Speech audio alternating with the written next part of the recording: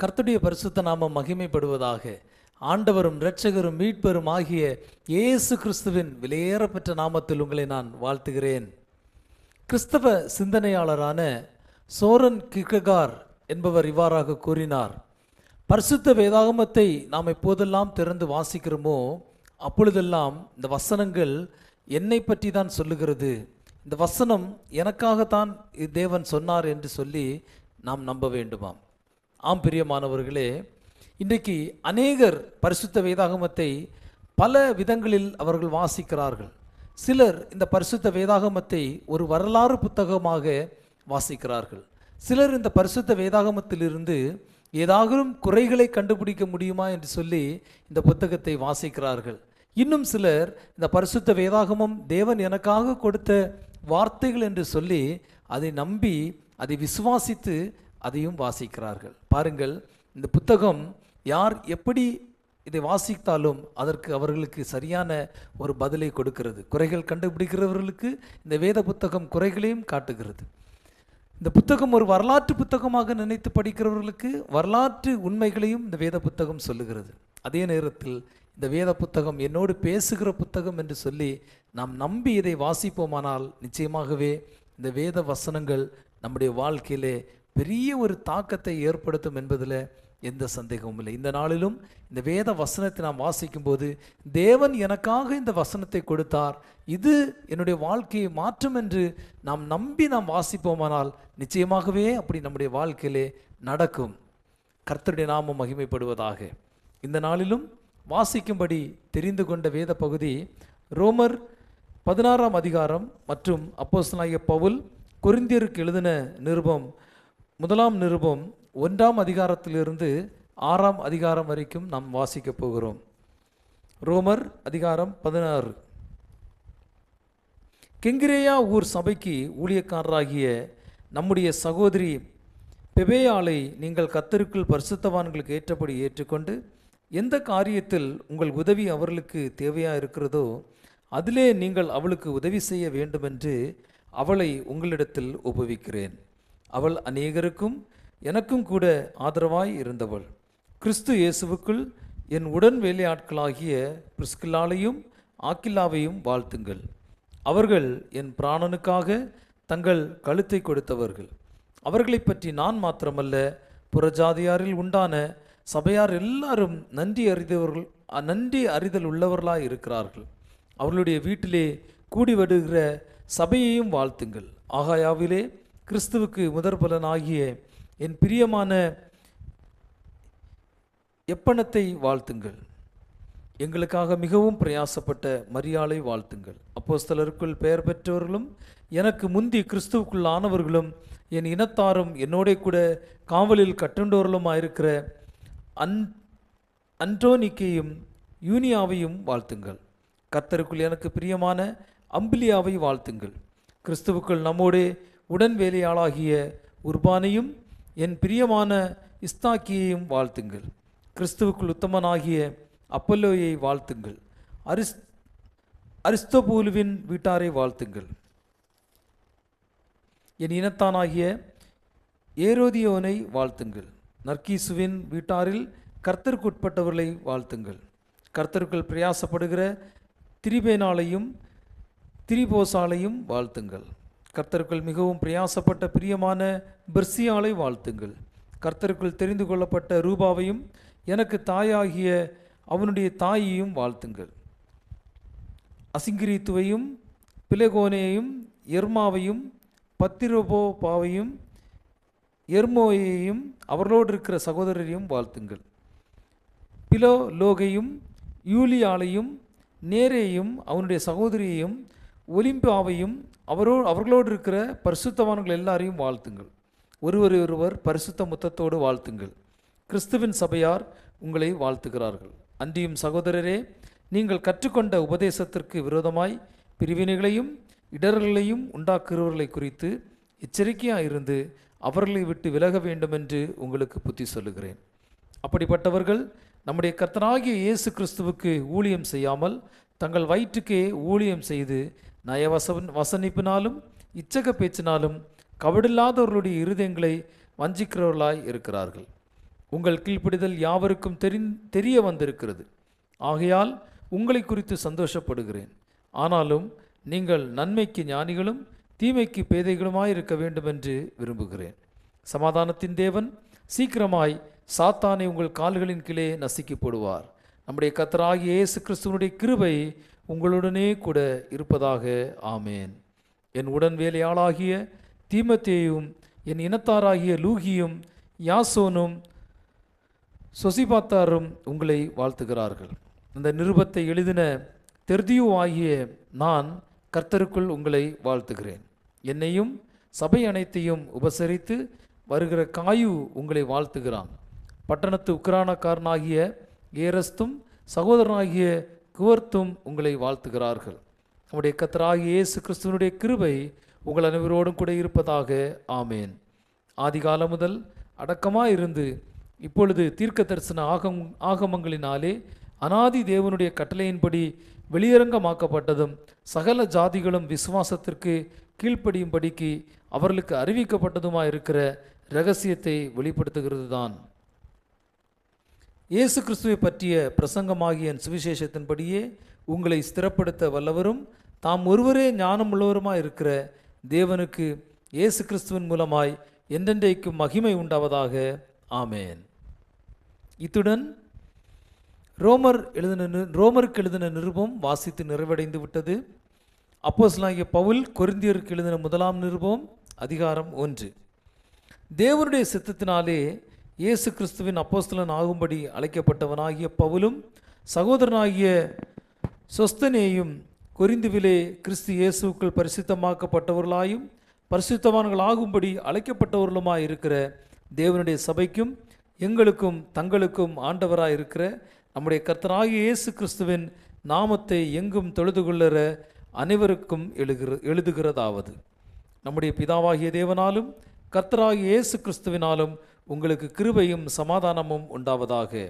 கிறிஸ்துவை பற்றிய சாட்சி உங்களுக்குள்ளே ஸ்திரப்படுத்தப்பட்டபடியே நீங்கள் இயேசு கிறிஸ்துவுக்குள்ளாய் எல்லா உபதேசத்திலும் எல்லா அறிவிலும் மற்றெல்லாவற்றிலும் சம்பூர்ணமுள்ளவர்களாக்கப்பட்டிருக்கிறபடியால் அவர் மூலமாய் உங்களுக்கு அளிக்கப்பட்ட தேவ கிருபைக்காக நான் உங்களை குறித்து எப்பொழுதும் என் தேவனை ஸ்தோத்திரிக்கிறேன்.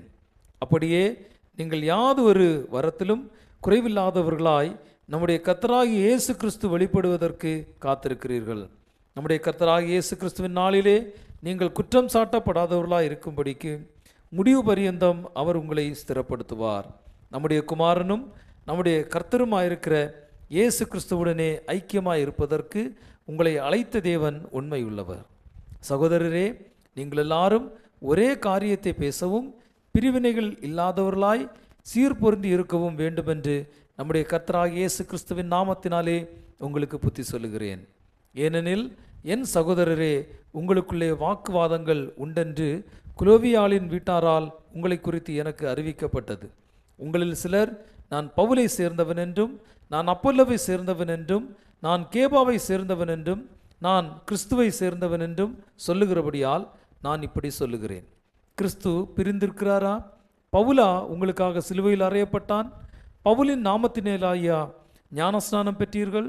என் நாமத்திலே ஞானஸ்நானம் கொடுத்தேன் என்று ஒருவனும் சொல்லாதபடிக்கு நான் கிறிஸ்துவுக்கும் காயுவுக்குமே அன்றி உங்களில் வேறொருவனுக்கும் ஞானஸ்நானம் கொடுக்கவில்லை. இதற்காக தேவனை ஸ்தோத்திரிக்கிறேன். ஸ்தேவானுடைய வீட்டாருக்கும் நான் ஞானஸ்நானம் கொடுத்ததுண்டு. இதுவும் அல்லாமல் இன்னும் யாருக்காவது நான் ஞானஸ்நானம் கொடுத்தேனோ இல்லையோ அறியேன். ஞானஸ்நானத்தை கொடுக்கும்படி கிறிஸ்து என்னை அனுப்பவில்லை, சுவிசேஷத்தை பிரசங்கிக்கவே அனுப்பினார். கிறிஸ்துவின் சிலுவை வீணாய் போகாதபடிக்கு சாதுரிய ஞானம் இல்லாமல் பிரசங்கிக்கவே அனுப்பினார். சிலுவையை பற்றிய உபதேசம் கெட்டுப்போகிறவர்களுக்கு பைத்தியமாக இருக்கிறது, ரட்சிக்கப்படுகிற நமக்கோ அது தேவபலனாக இருக்கிறது. அந்தபடி ஞானிகளுடைய ஞானத்தை நான் அழித்து புத்திசாலிகளுடைய புத்தியை அவமாக்குவேன் என்று எழுதியிருக்கிறது. ஞானி எங்கே? வேதபாரகன் எங்கே? இப்பிரபஞ்ச தர்க்க சாஸ்திரி எங்கே? இவ்வுலகத்தின் ஞானத்தை தேவன் பைத்தியமாக்கவில்லையா? எப்படியெனில் தேவ ஞானத்துக்கேற்றபடி உலகமானது சுய ஞானத்தினாலே தேவனை அறியாதிருக்கையில் பைத்தியமாக தோன்றுகிற பிரசங்கத்தினாலே விசுவாசிகளை ரட்சிக்க தேவனுக்கு பிரியமாயிற்று. யூதர்கள் அடையாளத்தை கேட்கிறார்கள், கிரேக்கர் ஞானத்தை தேடுகிறார்கள். நாங்களோ சிலுவையில் அறையப்பட்ட கிறிஸ்துவை பிரசங்கிக்கிறோம். அவர் யூதருக்கு இடரலாயும் கிரேக்கருக்கு பைத்தியமாயும் இருக்கிறார். ஆகிலும் யூதரானாலும் கிரேக்கரானாலும் எவர்கள் அழைக்கப்பட்டிருக்கிறார்களோ அவர்களுக்கு கிறிஸ்து தேவபலனும் தேவ ஞானவுமாய் இருக்கிறார். இந்தபடி தேவனுடைய பைத்தியம் எனப்படுவது மனுஷனுடைய ஞானத்திலும் அதிக ஞானமாய் இருக்கிறது. தேவனுடைய பலவீனம் எனப்படுவது மனுஷனுடைய பலத்திலும் அதிக பலமாய் இருக்கிறது. எப்படியெனில் சகோதரரே, நீங்கள் அழைக்கப்பட்ட அழைப்பை பாருங்கள். மாம்சத்தின்படி ஞானிகள் அநேகர் இல்லை, வல்லவர்கள் அநேகர் இல்லை, பிரபுக்கள் அநேகர் இல்லை. ஞானிகளை வெட்கப்படுத்தும்படி தேவன் உலகத்தில் பைத்தியமானவைகளை தெரிந்து கொண்டார். பலமுள்ளவைகளை வெட்கப்படுத்தும்படி தேவன் உலகத்தில் பலவீனமானவைகளை தெரிந்து கொண்டார். உள்ளவைகளை அவமாக்கும்படி உலகத்தின் இழிவானவைகளையும் அற்பமாய் எண்ணப்பட்டவைகளையும் இல்லாதவைகளையும் தேவன் தெரிந்து கொண்டார். மாம்சமான எவனும் தேவனுக்கு முன்பாக பெருமை பாராட்டாதபடிக்கு அப்படி செய்தார். அந்தபடி நீங்கள் அவராலே கிறிஸ்து இயேசுக்குட்பட்டிருக்கிறீர்கள். எழுதியிருக்கிறபடி மேன்மை பாராட்டுகிறவன் கர்த்தரை குறித்தே மேன்மை பாராட்டத்தக்கதாக அவரே தேவனால் நமக்கு ஞானமும் நீதியும் பரிசுத்தமும் மீட்புமானார். அதிகாரம் 2. சகோதரரே, நான் உங்களிடத்தில் வந்தபோது தேவனை பற்றிய சாட்சியை சிறந்த வசனிப்போடாவது ஞானத்தோடாவது அறிவிக்கிறவனாக வரவில்லை. இயேசு கிறிஸ்துவை சிலுவையில் அறையப்பட்ட அவரே அன்றி வேறு ஒன்றையும் உங்களுக்குள்ளே அறியாதிருக்க தீர்மானித்திருந்தேன். அல்லாமலும் நான் பலவீனத்தோடும் பயத்தோடும் மிகுந்த நடுக்கத்தோடும் உங்களிடத்தில் இருந்தேன். உங்கள் விசுவாசம் மனுஷனுடைய ஞானத்தில் அல்ல, தேவனுடைய பலத்தில் நிற்கும்படிக்கு என் பேச்சும் என் பிரசங்கமும் மனுஷ ஞானத்திற்குரிய நயவசனம் உள்ளதாய் இராமல் ஆவியினாலும் பலத்தினாலும் உறுதிப்படுத்தப்பட்டதாய் இருந்தது. அப்படி இருந்தும் தேர்ந்தவர்களுக்குள்ளே ஞானத்தை பேசுகிறோம். இப்பிரபஞ்சத்தின் ஞானத்தை அல்ல, அழிந்து போவர்களாகிய இப்பிரபஞ்சத்தின் பிரபுக்களை உடைய ஞானத்தையும் அல்ல. உலகத் தோற்றத்திற்கு முன்னே தேவன் நம்முடைய மகிமைக்காக ஏற்படுத்தினதும் மறைக்கப்பட்டதுமாயிருந்த இரகசியமான தேவ ஞானத்தையே பேசுகிறோம். அதை இப்பிரபஞ்சத்து பிரபுக்களில் ஒருவனும் அறியவில்லை. அறிந்தார்களானால் மகிமையின் கர்த்தரை அவர்கள் சிலுவையில் அறைய மாட்டார்களே. எழுதியிருக்கிறபடி தேவன் தமிழ் அன்பு கூறுகிறவர்களுக்கு ஆயத்தம் பண்ணினவைகளை கண் காணவும் இல்லை, காது கேட்கவும் இல்லை, அவைகள் மனுஷருடைய இருதயத்தில் தோன்றவும் இல்லை.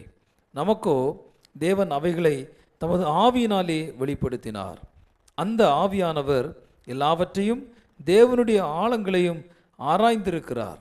மனுஷனிலுள்ள ஆவியை அன்றி மனுஷரில் எவன் மனுஷனுக்குரியவைகளை அறிவான்? அப்படி போல தேவனுடைய ஆவியை அன்றி ஒருவனும் தேவனுக்குரியவைகளை அறிய மாட்டான். நாங்களோ உலகத்தின் ஆவியை பெறாமல் தேவனால் எங்களுக்கு அருளப்பட்டவைகளை அறியும்படிக்கு தேவனிலிருந்து புறப்படுகிற ஆவியையே பெற்றோம். அவைகளை நாங்கள் மனுஷ ஞானம் போதிக்கிற வார்த்தைகளாலே பேசாமல் பரிசுத்த ஆவி போதிக்கிற வார்த்தைகளாலே பேசி ஆவிக்குரியவைகளை ஆவிக்குரியவைகளோடு சம்பந்தப்படுத்தி காண்பிக்கிறோம். ஜென்ம சுபாவமான மனுஷனே தேவனுடைய ஆவிக்குரியவைகளை ஏற்றுக்கொள்ளான். அவைகள் அவனுக்கு பைத்தியமாய் தோன்றும். அவைகள் ஆவிக்கேற்ற பிரகாரமாய் ஆராய்ந்து நிதானிக்கப்படுகிறவைகளானதால் அவைகளை அறியவும் மாட்டான். ஆவிக்குரியவன் எல்லாவற்றையும் ஆராய்ந்து நிதானிக்கிறான். ஆனாலும் அவன் மற்றொருவனிலும் ஆராய்ந்து நிதானிக்கப்படான். கர்த்தருக்கு போதிக்கத்தக்கதாக அவருடைய சிந்தையை அறிந்தவன் யார்? எங்களுக்கோ கிறிஸ்துவின் சிந்தை உண்டாயிருக்கிறது. அதிகாரம் 3. மேலும் சகோதரரே, நான் உங்களை ஆவிக்குரியவர்கள் என்று எண்ணி உங்களுடனே பேசக்கூடாமல் மாம்சத்துக்குரியவர்கள் என்றும் கிறிஸ்துவுக்குள் குழந்தைகள் என்றும் எண்ணி பேச வேண்டியதாயிற்று. நீங்கள் பலன் இல்லாதவர்களானதால் உங்களுக்கு போஜனம் கொடாமல் பாலை குடிக்க கொடுத்தேன். இன்னமும் நீங்கள் மாம்சத்துக்குரியவர்களாய் இருக்கிறபடியால் இப்பொழுதும் உங்களுக்கு பலன் இல்லை. பொறாமையும் வாக்குவாதமும் பேதகங்களும் உங்களுக்கு இருக்கிறபடியால் நீங்கள் மாம்சத்துக்குரியவர்களாய் இருந்து மனுஷ மார்க்கமாய் நடக்கிறீர்கள் அல்லவா? ஒருவன் நான் பவுலை சேர்ந்தவன் என்றும் வேறொருவன் நான் அப்பல்லோவை சேர்ந்தவன் என்றும் சொல்லுகிறபடியால் நீங்கள் மாம்சத்துக்குரியவர்கள் அல்லவா? பவுல் யார்? அப்பல்லோ யார்? கர்த்தர் அவனவனுக்கு அருள் அளித்தபடியே நீங்கள் விசுவாசிக்கிறதற்கு ஏதுவாயிருந்த ஊழியக்காரர் தானே. நான் நட்டேன், அப்பல்லோ நீர் பாய்ச்சினான், தேவனே விளைய செய்தார். அப்படி இருக்க நடுகிறவனாலும் ஒன்றுமில்லை, நீர் பாய்ச்சுகிறவனாலும் ஒன்றுமில்லை, விளைய செய்கிற தேவனாலே எல்லாம் ஆகும்.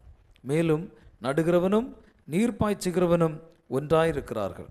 அவனவன் தன் தன் வேலைக்கு தக்கதாய் கூலியை பெறுவான். நாங்கள் தேவனுக்கு உடன் வேலையாட்களாய் இருக்கிறோம். நீங்கள் தேவனுடைய பண்ணையும் தேவனுடைய மாளிகையுமாய் இருக்கிறீர்கள். எனக்கு அளிக்கப்பட்ட தேவ கிருபையின்படியே புத்தியுள்ள சிற்பாசாரியைப் போல் அஸ்திபாரம் போட்டேன். வேறொருவன் அதன்மேல் கட்டுகிறான். அவனவன் தான் அதன்மேல் இன்ன விதமாய் கட்டுகிறான் என்று பார்க்க கடவன். போடப்பட்டிருக்கிற அஸ்திபாரமாகிய இயேசு கிறிஸ்துவை அல்லாமல் வேறே அஸ்திபாரத்தை போட ஒருவனாலும் கூடாது. ஒருவன் அந்த அஸ்திபாரத்தின் மேல் பொன், வெள்ளி, விலையேற பெற்ற கல், மரம், புல், வைக்கோல் ஆகிய இவைகளை கட்டினால் அவனவனுடைய வேலைப்பாடு வெளியாகும். நாளானது அதை விளங்க பண்ணும். ஏனெனில் அது அக்னியினால் வெளிப்படுத்தப்படும். அவனவனுடைய வேலைப்பாடு எத்தன்மை உள்ளதென்று அக்னியானது பரிசோதிக்கும். அதன்மேல் ஒருவன் கட்டினது நிலைத்திருந்தால் அவன் கூலியை பெறுவான். ஒருவன் கட்டினது வெந்து போனால் அவன் நஷ்டமடைவான், அவனோ ரட்சிக்கப்படுவான். அதுவும் அக்னியில் அகப்பட்டு தப்பினது போல் இருக்கும். நீங்கள் தேவனுடைய ஆலயமாயிருக்கிறீர்கள் என்றும் தேவனுடைய ஆவி உங்களில் வாசமாயிருக்கிறார் என்றும் அறிந்திருக்கிறீர்களா? ஒருவன் தேவனுடைய ஆலயத்தை கெடுத்தால் அவனை தேவன் கெடுப்பார். தேவனுடைய ஆலயம் பரிசுத்தமாயிருக்கிறது, நீங்களே அந்த ஆலயம். ஒருவனும் தன்னைத்தானே வஞ்சியாதிருப்பானாக. இவ்வுலகத்திலே உங்களில் ஒருவன் தன்னை ஞானி என்று எண்ணினால் அவன் ஞானியாகும்படிக்கு பைத்தியக்காரனாயிருக்க கடவன். இவ்வுலகத்தின் ஞானம் தேவனுக்கு முன்பாக பைத்தியமாயிருக்கிறது. அப்படியே ஞானிகளை அவர்களுடைய தந்திரத்திலே பிடிக்கிறார் என்றும் ஞானிகளுடைய சிந்தனைகள் வீணாயிருக்கிறதென்று கர்த்தர் அறிந்திருக்கிறார் என்றும் எழுதியிருக்கிறது. இப்படி இருக்க ஒருவனும் மனுஷரை குறித்து மேன்மை பாராட்டாதிருப்பானாக. எல்லாம் உங்களுடையதே. பவுலாகிலும் அப்பல்லோவாகிலும் கேபாவாகிலும் உலகமாகிலும் ஜீவனாகிலும் மரணமாகிலும் நிகழ்காரியங்களாகிலும் வருங்காரியங்களாகிலும் எல்லாம் உங்களுடையது. நீங்கள் கிறிஸ்துவனுடையவர்கள், கிறிஸ்து தேவனுடையவர். அதிகாரம் 4. இப்படி இருக்க எந்த மனுஷனும் எங்களை கிறிஸ்துவின் ஊழியக்காரர் என்றும் தேவனுடைய இரகசியங்களின் உக்ரானக்காரன் என்றும் எண்ணிக்கொள்ள கடவன். மேலும் உக்ரானக்காரன் உண்மையுள்ளவன் என்று காணப்படுவது அவனுக்கு அவசியமாம். ஆயினும் நான் உங்களாலே ஆவது மனுஷருடைய நியாய நாளின் விசாரணையினாலே ஆவது தீர்ப்பை பெறுவது எனக்கு மிகவும் அற்ப காரியமாக இருக்கிறது. நானும் என்னை குறித்து தீர்ப்பு சொல்லுகிறதில்லை. என்னிடத்தில் நான் யாதொரு குற்றத்தையும் அறியேன். ஆகிலும் அதனாலே நான் நீதிமான் ஆகிறதில்லை. என்னை நியாயம் விசாரிக்கிறவர் கர்த்தரே. ஆனதால் கர்த்தர் வருமளவும் நீங்கள் காலத்துக்கு முன்னே யாதொன்றை குறித்தும் தீர்ப்பு சொல்லாதிருங்கள். இருளில் மறைந்திருக்கிறவர்களை அவர் வெளியரங்கமாக்கி இருதயங்களின் யோசனைகளையும் வெளிப்படுத்துவார். அப்பொழுது அவனவனுக்குரிய புகழ்ச்சி தேவனால் உண்டாகும். சகோதரரே, எழுதப்பட்டதற்கு மிஞ்சி எண்ண வேண்டாம் என்று நீங்கள் எங்களாலே கற்றுக்கொள்ளவும் ஒருவன் நிமித்தமும் மற்றொருவனுக்கு விரோதமாய் இருமாப்படையாதிருக்கவும் நான் உங்கள் நிமித்தம் என்னையும் அப்பல்லோவையும் திருஷ்டாந்தகம் வைத்து இவைகளை எழுதினேன். அன்றியும் உன்னை விசேஷித்தவன் ஆகும்படிக்கு செய்கிறவர் யார்? உனக்கு உண்டாயிருக்கிறவர்களில் நீ பெற்றுக்கொள்ளாதது யாது? நீ பெற்றுக்கொண்டவனானால் பெற்றுக்கொள்ளாதவன் போல் ஏன் மேன்மை பாராட்டுகிறாய்? இப்பொழுது திருப்தி அடைந்திருக்கிறீர்கள், இப்பொழுது ஐஸ்வர்யவான்களாய் இருக்கிறீர்கள். எங்களை அல்லாமல் ஆளுகிறீர்களே. நீங்கள் ஆளுகிறவர்களானால் நலமாயிருக்கும். அப்பொழுது உங்களுடனே கூட நாங்களும் ஆளுவோமே.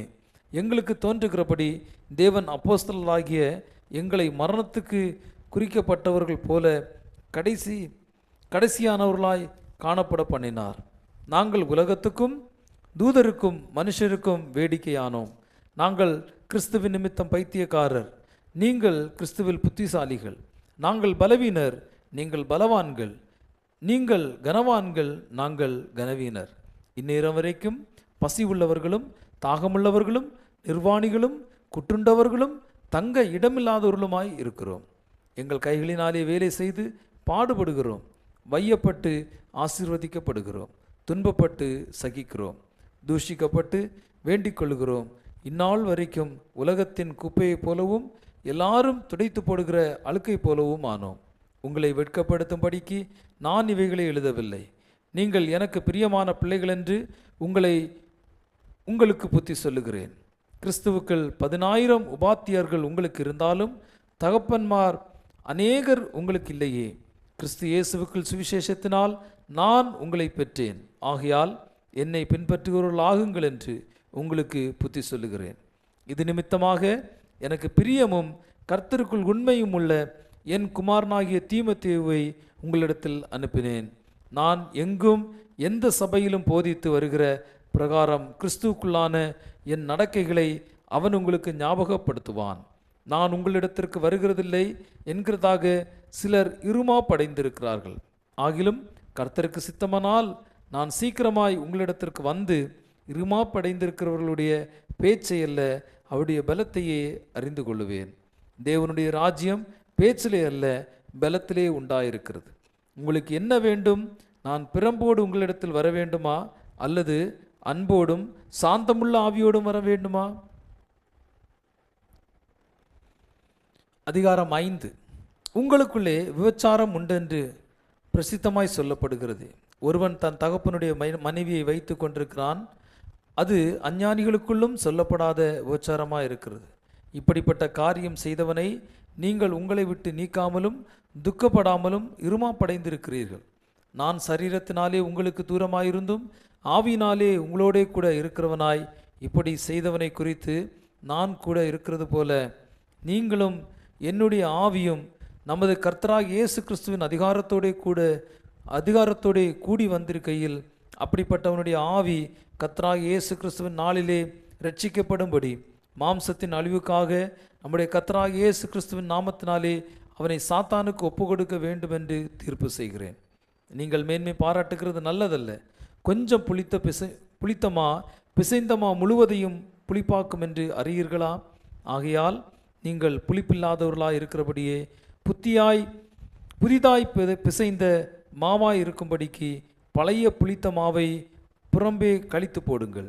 ஏனெனில் நம்முடைய பஸ்காவாகிய கிறிஸ்து நமக்காக பலியிடப்பட்டிருக்கிறாரே. ஆதலால் பழைய புளித்த மாவோடே அல்ல, துர்க்குணம் பொல்லாப்பு என்னும் புளித்த மாவோடும் அல்ல, துப்புரவு உண்மை என்னும் புளிப்பில்லாத அப்பத்தோடே பண்டிகையை ஆசரிக்க கடவோம். விபச்சாரக்காரரோடு கலந்திருக்க கூடாதென்று நிருபத்தில் உங்களுக்கு எழுதினேன். ஆனாலும் இவ்வுலகத்தில் உள்ள விபச்சாரக்காரர், பொருளாசைக்காரர், கொள்ளைக்காரர், விக்கிரக ஆராதனைக்காரர் இவர்களோடு எவ்வளவும் கலந்திருக்க கூடாதென்று நான் எழுதவில்லை. அப்படியானால் நீங்கள் உலகத்தை விட்டு நீங்கி போக வேண்டியதாய் இருக்குமே. நான் உங்களுக்கு எழுதினது என்னவென்றால், சகோதரர் என்னப்பட்ட ஒருவன் விபச்சாரக்காரனையாவது, பொருளாசைக்காரனையாவது, விக்கிரக ஆராதனைக்காரனையாவது, உதாசீனாயாவது, வெறியனாயாவது, கொள்ளைக்காரனையாவது இருந்தால் அவனுடைய கலந்திருக்கக்கூடாது. அப்படிப்பட்டவனோடே கூட புசிக்கவும் கூடாது. புறம்பே இருக்கிறவர்களை குறித்து தீர்ப்பு செய்கிறது என் காரியமா? உள்ளே இருக்கிறவர்களை குறித்தல்லவோ நீங்கள் தீர்ப்பு செய்கிறீர்கள். புறம்பே இருக்கிறவர்களை குறித்து தேவன் தீர்ப்பு செய்வார். ஆகையால் பொல்லாதவனை உங்களை விட்டு தள்ளி போடுங்கள். அதிகாரம் 6. உங்களில் ஒருவனுக்கு வேறொருவனுடைய வழக்குண்டானால் வழக்காடும்படி அவன் பரிசுத்தவான்களிடத்தில் போகாமல் அநீதக்காரரிடத்தில் போக துணிகிறதென்ன? பரிசுத்தவான்கள் உலகத்தை நியாயம் தீர்ப்பாளர் என்று அறியீர்களா? உலகம் உங்களால் நியாயம் தீர்க்கப்படுவதாயிருக்க அற்ப வழக்குகளை தீர்க்க நீங்கள் அபாத்திரரா? தேவதூதர்களையும் நியாயம் தீர்ப்போம் என்று அறியீர்களா? அப்படி இருக்க இந்த ஜீவனுக்கேற்றவைகளை நீங்கள் தீர்த்து கூடாதிருக்கிறது எப்படி?